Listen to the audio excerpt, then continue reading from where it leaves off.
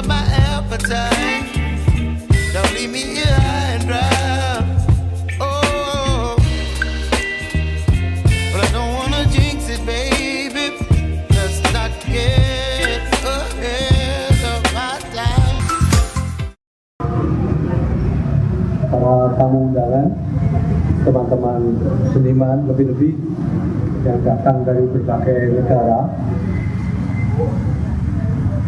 yang dalam hal ini mayoritas adalah para seniman perempuan. Sungguh suatu kehormatan bagi kami bahwa pada kesempatan ini Anda sekalian sudah datang di Bentara Budaya, di samping kegiatan Anda yang lain untuk workshop kerjasama dan menampilkan pameran di Balai Banjarnya Sangkering Public Space Art ini. Kami sungguh sekali lagi hanya bisa mengucapkan terima kasih, dan sungguh bertepatan saatnya karena belum lama kita merayakan tahun baru Imlek, tahun baru Cina, dan kami Bentara Budaya mengadakan pameran si Apiao, yaitu artinis yang lucu-lucu yang pada zaman itu. Sungguh ini suatu kenangan bagi kami karena sekian lama penampilan kayak begini ini sudah tidak pernah ada di Indonesia, padahal dulu seperti kita lihat di berbagai macam majalah, ini juga menjadi suatu karya pers, karya seni yang selalu tampil. Karena berbagai macam masalah politik, hal ini tidak bisa ditampilkan dan sekarang ditampilkan di Bentara. Sungguh ini suatu kenangan masa lalu, dan semoga ini juga menggugah bahwa di Indonesia pun pernah ada kesenian art, Chinese art, yang sungguh-sungguh pada waktu itu mengisi semua ruang budaya. Belum lagi karya sastra. Sayangnya hal ini tenggelam karena sungguh-sungguh bukan karena bahwa semuanya sudah melebur, tetapi karena memang represi politik yang berlebihan sehingga tidak bisa ditampilkan. Bentara Budaya selalu mencoba untuk mengenangkan kembali penampilan-penampilan macam ini. Karena itu terima kasih juga pada Erika yang telah ikut bergurau bersama si Apiao, dan ini sungguh-sungguh suatu cara bagaimana yang lama tetap bisa direspon oleh seni-seni modern pada zaman ini. Terima kasih atas nama Bentara Budaya dan selamat menikmati. Selamat siang, sekali lagi terima kasih.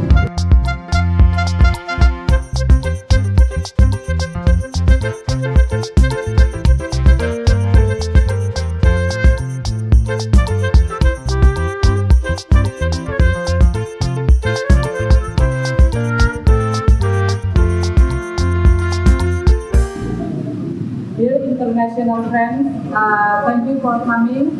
I'm proud because of you here, and I'm very speechless.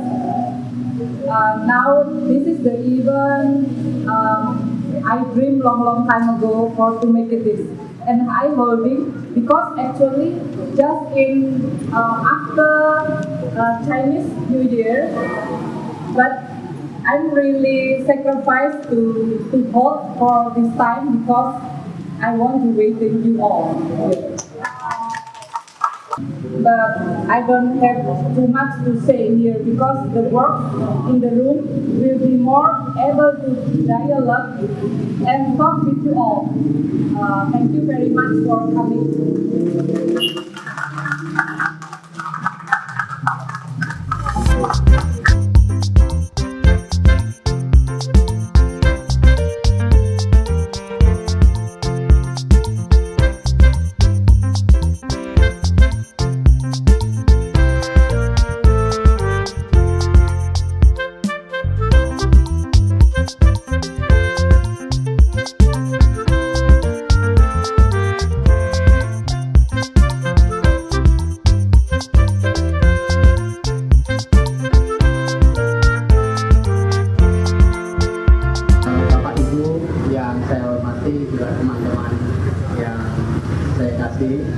dan khususnya Mbak Erika.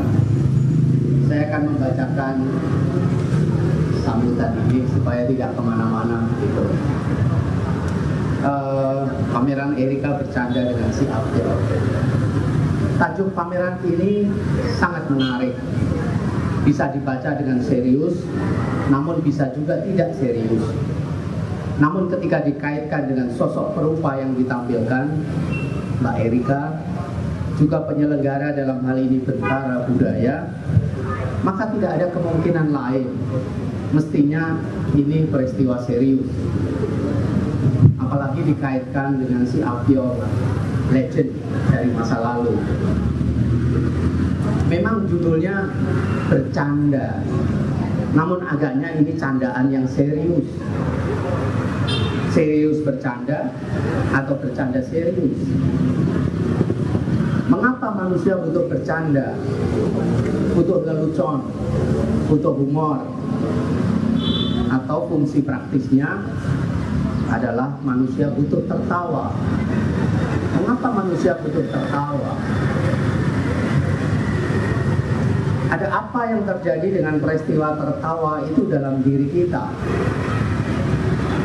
Ternyata tertawa bisa dijelaskan dengan lumayan jelimet. Peristiwa tertawa dijelaskan karena terjadinya perbedaan antara persepsi atau perspektif pemikiran yang biasa yang selama ini diikuti, namun kemudian terjadi informasi lain yang berbeda dengan persepsi yang selama ini kita miliki. Keadaan selenco itu terjadi atau tercetus sebagai humor atau kelucuan. Ada juga penjelasan tentang bagian mana dari otak kita yang bertanggung jawab untuk membuat kita tertawa. Tertawa sendiri kemudian dijelaskan berkaitan dengan tarikan nafas yang dalam dan kemudian mempengaruhi kerja jantung. Ini efeknya menyehatkan katanya.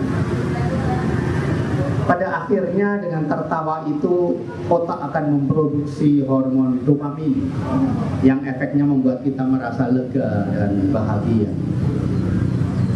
Si Apio adalah gambaran seorang tokoh kecil yang kadang jahil, nakal, ganggu orang. Kenapa dia bisa membuat kita tertawa? Saya menduga bukan sekedar menghadirkan peristiwa yang lucu, jahil, nakal, nyinyir, namun diri kita menjadi hadir lewat si Apio itu. Kita yang senantiasa berupaya keras mengkonstruksikan gagasan ideal sebagai manusia yang baik, namun kenyataannya kemudian kita dihadapkan pada cermin besar kaca benggala untuk melihat diri kita sendiri dengan segala kenakalan dan kejahilan itu. Kita kemudian menutupi rasa malu itu dengan tertawa. Untunglah kita masih punya rasa malu sehingga kita bisa tertawa. Pameran lukisan Erika bercanda dengan si Apio adalah peristiwa serius. Paling tidak, ini dalam pemahaman saya. Sepertinya Mbak Erika tidak sedang mengajak atau membuat kita tertawa. Berbeda dengan tujuan Kui Hwat-syong yang secara sengaja memproduksi lelucon. Tujuannya memang untuk menghibur, mengajak kita tertawa, walaupun terkadang menertawakan diri kita, kemanusiaan kita, dan ada kegetiran di dalamnya. Ya, kali ini bisa dilihat sebagai sikap kedewasaan diri sampai mampu menertawakan kehidupan dan kemanusiaan kita. Lalu bagaimana dengan Erika? Bagaimana karya juga intensi dari pameran ini harus diposisikan? Atau paling tidak, bagaimana kita bisa membangun jalur-jalur tafsiran atas peristiwa budaya ini? Walaupun bisa saja kita berpikir, kenapa semuanya harus dipikirkan?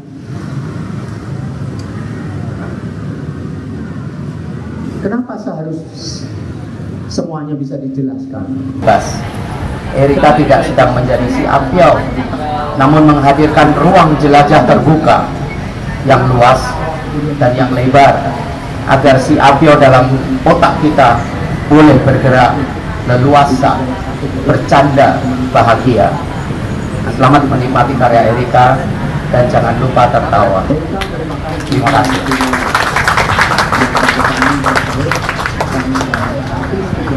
Thank you very much Bapak Eko for the lovely speech. Bapak Eko bring into our attention Penuh vitalitas, warna-warni, seolah tanpa beban, ceria, bebas, bisa loncat ke sana kemari, membalik-balik gagasan, dan tidak terikat oleh konvensi maupun gravitasi. Saya kemudian melihat ada kenakalan, kejahilan, main-main, energi keriangan anak. Ada si Apyo di dalam spirit karyanya. Inikah yang dimaksud dengan bercanda itu? Saya tentu tidak berhak untuk memastikan dan menyimpulkan begitu. Ruang tafsir sebaiknya dibuka luas agar ruang gerak si Apyo dalam benak kita menjadi lebar. Ketika Kui Kwat Siong membuat gambar, disusun secara sekuensial karena memang ingin menggiring otak kita untuk kemudian dibelokkan supaya tertawa. Namun sebaliknya Erika meleburkan kotak-kotak itu, meleburkan kotak-kotak sekuensial itu menjadi satu bingkai besar yang memungkinkan imajinasi kita bergerak bebas. Erika tidak sedang menjadi si Apyo, namun menghadirkan ruang jelajah terbuka yang luas dan yang lebar agar si Apyo dalam otak kita boleh bergerak leluasa, bercanda, bahagia. Selamat menikmati karya Erika dan jangan lupa tertawa. Terima kasih.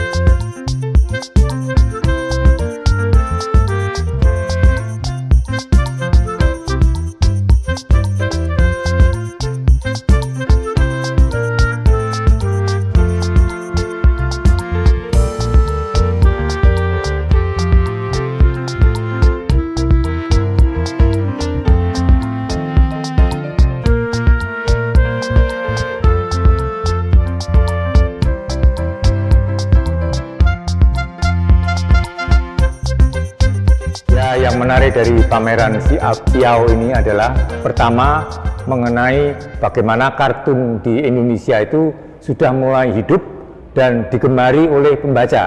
Dalam hal ini pembaca Star Weekly, sebuah majalah yang salah satunya di penggagasnya adalah Bapak P.K. Aoyong. Star Weekly ini terbit 1946 dan kemudian sudah tidak terbit lagi tahun 61. Nah, selama kurun waktu itu, begitu banyak kartun si Apyo ini tumbuh, ini menjadi salah satu kartun strip awal kita di media massa. Setelah itu, berbagai tokoh muncul, sampai kemudian muncul seorang Rahmat Riyadi, asal Pekalongan, kota seasal dari Pak Kui Kwat Siong, dan kebetulan mereka bertetangga. Nah, ini menariknya, meskipun tidak ada hubungan secara langsung, tapi bagaimana dari satu kota Pekalongan lahir kartunis-kartunis yang bagus dan kemudian meramaikan dunia kartun strip di Indonesia. Seperti misalnya kita dulu pernah punya majalah Stop. Salah satu pengisinya adalah kartun Timun yang dibuat oleh Libra, nama samaran dari Rahmat Riyadi. Nah, yang menarik ini ada satu perjalanan generasi dari generasi tahun 40-an sampai kemudian era 70-an, sambung menyambung dalam dunia kartun kita. Dari generasi Kui Kwat Siong, kemudian kita mengenal Johnny Hidayat dan sebagainya, Subro, kemudian Libra, nama samaran Rahmat Riyadi, yang meremehkan dunia kartun di media massa cetak antara 60-70 tahun, 70-an. Bahkan kalau untuk menyebut Timun, itu sampai hari ini masih produktif membuat kartun dalam bentuk komik strip ya. Yang menarik dari kartun si Apyo ini adalah bagaimana suatu masyarakat dari suku Tionghoa yang lewat kartun ini terasa muncul kehidupan sosial budayanya. Misalnya bagaimana seorang istri yang minta baju tapi suaminya menyarankan agar menunggu nanti waktu sincai supaya mendapatkan lebih murah, supaya mendapatkan diskon, seperti itu. Ini sebuah humor-humor yang merefleksikan kehidupan sosial budaya dari masyarakat suku Tionghoa yang saat ini sudah jarang sekali kita temui di media massa. Kalau kita misalnya katakanlah ada humor-humor gaya Jawa, Jogja gitu, dengan segala kehidupan sosialnya. Nah, kita merindukan kartun-kartun si Apiau ini. Bagaimana si Apiau ini mencerminkan, merefleksikan kehidupan satu bagian dari masyarakat Indonesia, dalam hal ini suku Tionghoa. Nah, ini dalam pameran ini menjadi momentum yang baik karena di sini perupa kita, Erika Hestuwahyuni, menafsir, mereinterpretasi keberadaan kartun, karakter si Apiau ini ke dalam gaya khasnya sendiri, khas Erika Hestuwahyuni. Dia tidak meniru, sama sekali tidak meniru, tapi dia seperti menyerap segala perilaku si Apiau ini, gaya-gaya konyolnya, gaya-gaya dalam tanda kutip sialnya, dan kemudian merefleksikannya, kalau pakai dalam bahasa yang lebih keren itu mentransfernya ke dalam karya yang juga dipamerkan bersama si Apiau di sini. Nah, ini salah satu keistimewaan dari pameran ini. Ada perjalanan generasi, berlapis-lapis generasi, dari generasi Gui Guaqiong di tahun 40-an ke generasi hari ini yang notabene diwakili oleh teman kita Erika Hestuwahyuni.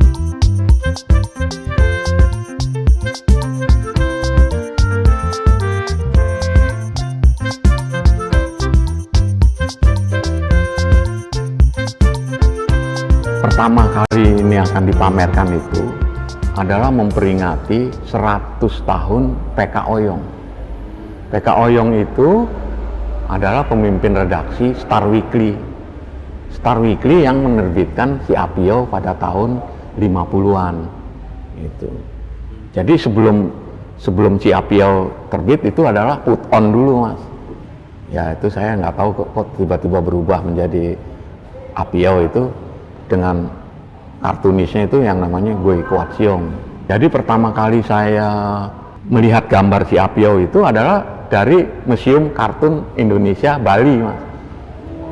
Di Bali itu, tapi sekarang sudah tidak ada ya museum kartunnya itu. Ketika saya berjalan-jalan ke Semarang, itu ini menemukan di tempat Pak Handoko itu ada bendel itu. Padahal saya nyari di redaksi Kompas, nggak nemu, Mas. Nemunya ceceran doang gitu, tapi nggak lengkap. Nah, di Pak Handoko saya dipinjemi bundelnya itu. Ada 4 bendel yang beda tahun, yang 2 sama gitu.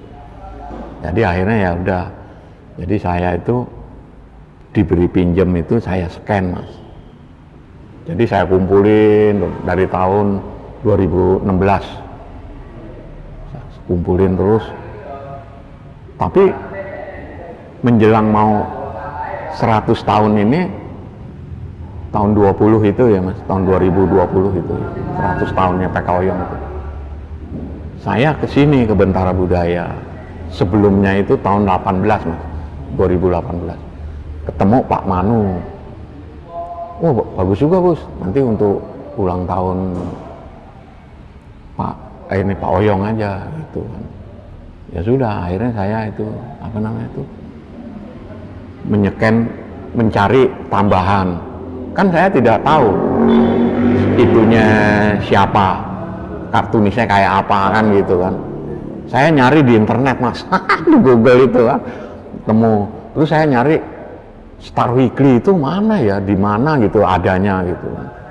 Nah, saya akhirnya nyari, ketemu di Monash University Library, Mas. Nah, itu mencarinya itu, Mas, yang saya ya udahlah saya cari, ketemu. Nah, pas saya di Salatiga itu, saya jalan-jalan ke pasar Rongsokan itu, Mas, yang jual buku bekas sama di belakang itu. Ya nemu fotokopian ini, Mas. Fotokopian dari si Apiau ini. Wah, ini penerbitnya Kengpo ini, nah gitu kan.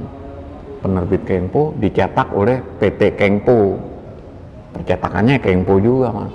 Ketika pameran itu nggak jadi tahun 20 kan ini, saya bilang momennya udah hilang Rick, saya bilang gitu kan. Jadi momen untuk, tapi kan nggak apa-apa bos, kita harus tetap dipamerin bos. Ya itu beda lagi nanti, saya bilang gitu. Apakah kamu akan merespon si Apio? Saya bilang. Ya nanti gue yang merespon bos, itu kan. Nah akhirnya ini tahun 21 saya ke Jogja nganterin ini, kan ini belum di frame. Jadi saya anterin, ya udah nanti di frame saja Rick, saya bilang gitu kan. Di frame sama Erika ini semua. Gitu. Jadi ada 149 apa gambar. Yang ini komiknya ini 100, yang ininya 49. Jadi itu tadi, saya tuh akhirnya itu, apa namanya itu, mengganti jadinya pameran, apa namanya, gambar lelucon Gue Kuatsiong. Gitu. Erika bersama si Apio gitu. Ya saya hanya mengatakan gini terhadap kartunis-kartunis itu ya. Sekarang ini para kartunis itu tidak bisa menggambarkan ekspresi orang sedih, orang bahagia, gini-gini. Sehingga bisa tercipta kartun tanpa teks, mas. Bisa nggak yang sekarang ini membuat itu, gitu. Gitu. Jadi harapan saya tuh supaya membuat gambar kartun ini tetap harus tanpa teks, artinya kan harus kuat di ekspresi gambar kartunnya itu. Sedih bagaimana, gembira bagaimana. Ya ini kita bisa lihat dari tampilan si Apio yang dari Star Weekly dan dari komik yang diterbitkan oleh Kengpo itu.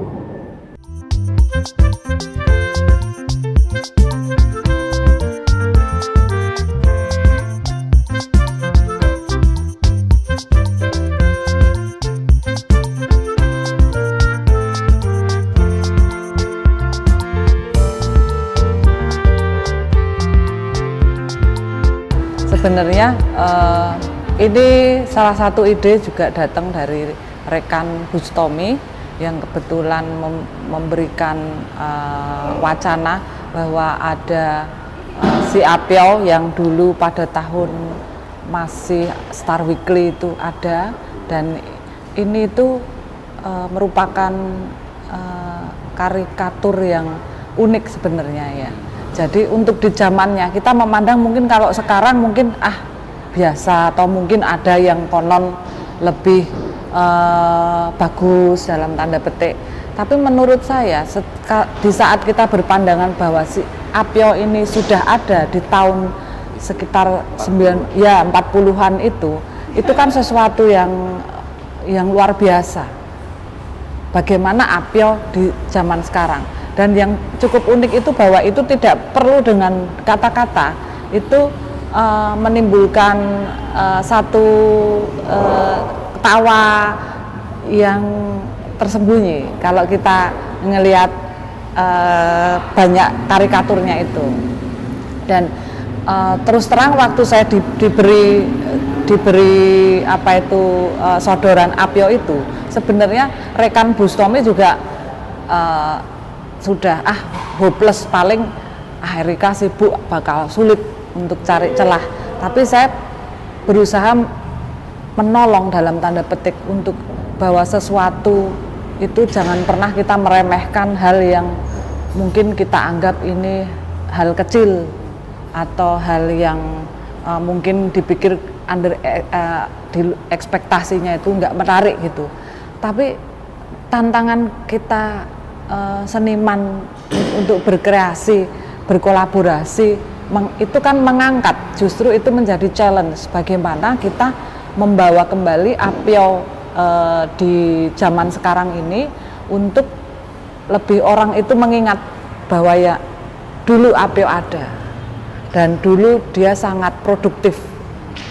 Nah, tantangan saya harus melihat dan membaca kan nggak ada tulisannya, tapi saya melihat dan membaca dalam tanda petik itu semua komedi-komedinya. Jadi bagaimana saya juga ada yang paham, ada yang berhenti dulu untuk memahami, untuk menarik pikiran di zaman dulu ini seperti ini. Jadi ada sebenarnya tawa itu tidak perlu lebar, tapi tawa itu akan membekas. Tawa kecil saja tapi itu akan membekas. Ya, itu menjadi sesuatu yang punya kesan yang saya sulit untuk jabarkan.